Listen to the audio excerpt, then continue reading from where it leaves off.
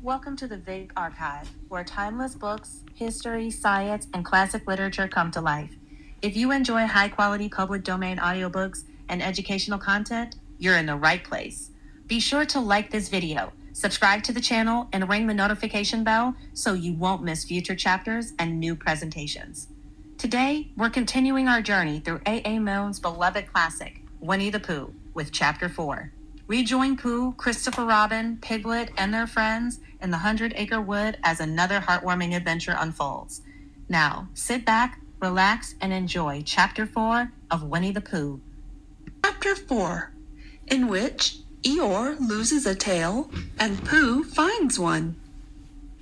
The old gray donkey, Eeyore, stood by himself in the thistly corner of the forest, his front feet well apart, his head on one side, and thought about things.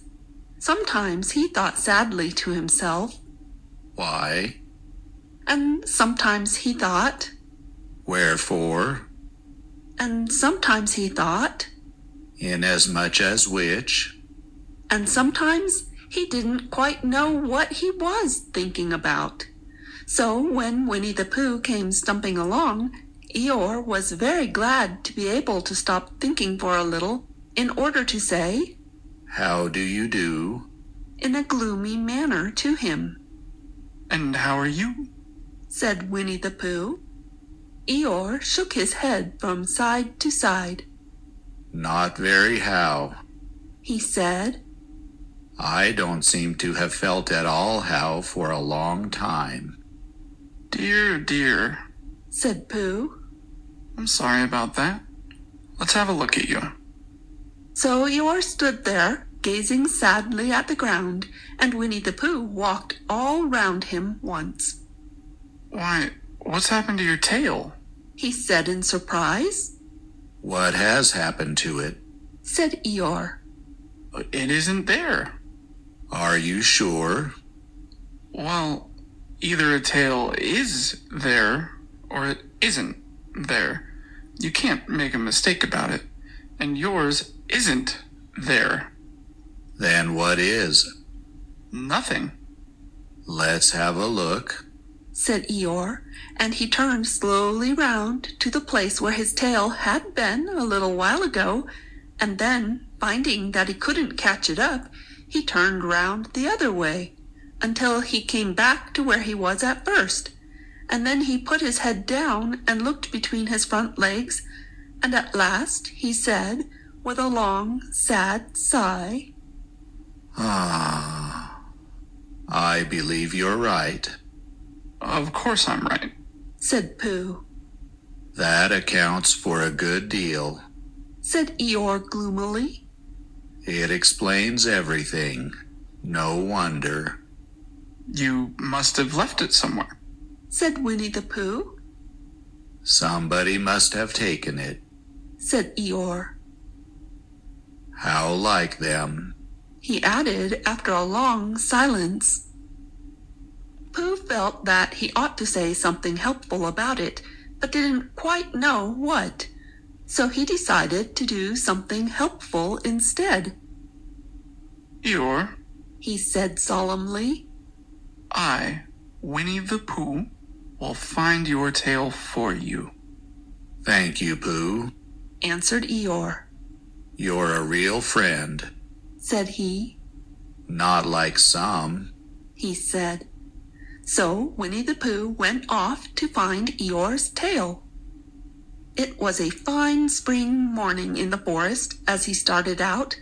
Little soft clouds played happily in a blue sky, skipping from time to time in front of the sun as if they had come to put it out, and then sliding away suddenly so that the next might have his turn.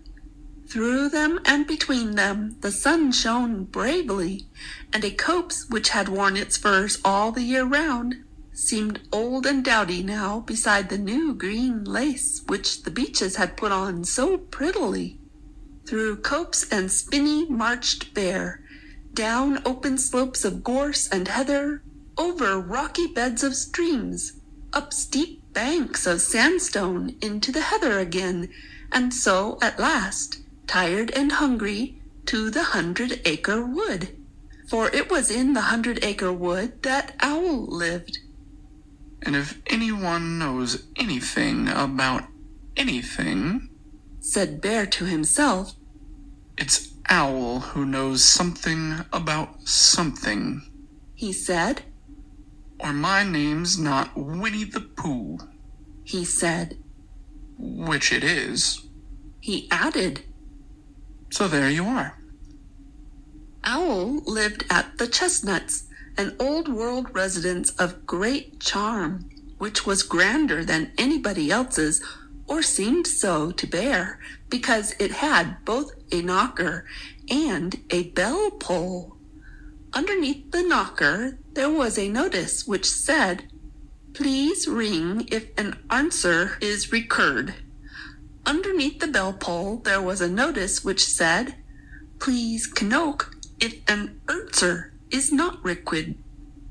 These notices had been written by Christopher Robin, who was the only one in the forest who could spell, for Owl, wise though he was in many ways, able to read and write and spell his name W-O-L, yet somehow went all to pieces over delicate words like measles and buttered toast.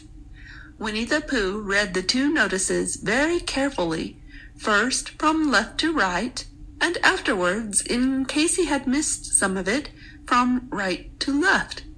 Then, to make quite sure, he knocked and pulled the knocker, and he pulled and knocked the bell rope, and he called out in a very loud voice, Owl, I require an answer. It's Bear speaking. And the door opened, and Owl looked out. Hello, Pooh, He said, how is things? Terrible and sad. said Pooh. Because Eeyore, who is a friend of mine, has lost his tail, and he's moping about it. So, could you very kindly tell me how to find it for him? Well, said Owl. the customary procedure in such cases is as follows. What does crustamony proceed cake mean? said Pooh. For I am a bear of very little brain, and long words bother me. It means the thing to do. As long as it means that, I don't mind. said Pooh humbly. The thing to do is as follows. First, issue a reward. Then, Just a moment. said Pooh, holding up his paw. What do we do to this? What were you saying? You sneezed just as you were going to tell me. I didn't sneeze. Yes, you did, Owl. Excuse me, Pooh, I didn't. You can't sneeze without knowing it. Well, you can't know it without something having been sneezed. What I said was, first issue a reward. You're doing it again. said Pooh sadly. A reward. Said Owl very loudly. We write a notice to say that we will give a large something to anybody who finds Eeyore's tail. I see. said Pooh, nodding his head. Talking about large somethings, He went on dreamily. I generally have a small something about now, about this time in the morning. And he looked wistfully at the cupboard in the corner of Owl's parlor.